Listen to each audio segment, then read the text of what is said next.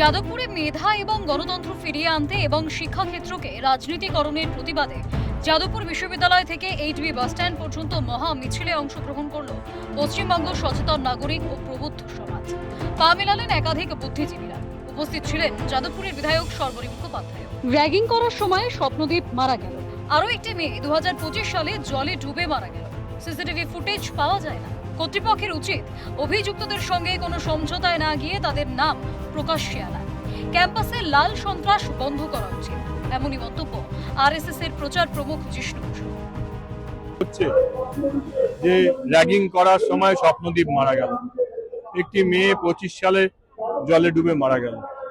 অথচ যে CCTV footage গুলো পাওয়ার দরকার, যে কোনখান থেকে এই মাদক দ্রব্য ভেতরে ঢুকছে আর এই মাদকের এই অবাধ গতিবিধির ভেতরে কিভাবে থাকছে, সেই সিসিটিভির ফুটেজ কিন্তু বেরোচ্ছে না। তার জন্য কর্তৃপক্ষের উচিত, যারা এই অন্যায়ের সঙ্গে যুক্ত এবং যদি তারা নিজেরা চান যে সিসিটিভি ফুটেজ তারা দিয়ে থাকেন, অরবিন্দ ভবনের দরজা তারা খুলে দিয়ে থাকেন, তারা বলুন যে আমরাই আদেশ দিয়েছিলাম, নির্দেশ দিয়েছিলাম। আর না হলে যারা অপরাধী তাদের বিরুদ্ধে শাস্তিমূলক ব্যবস্থা।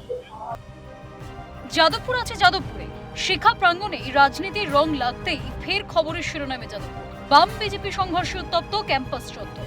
19 আগস্ট বুধবার ইঞ্জিনিয়ারিং বিভাগের সাধারণ সভা বা জিবি মিটিং ডাকা নিয়ে শুরু হওয়া বিতর্ক মুহূর্তের মধ্যে রূপ নেয় উত্তপ্ত পরিস্থিতি।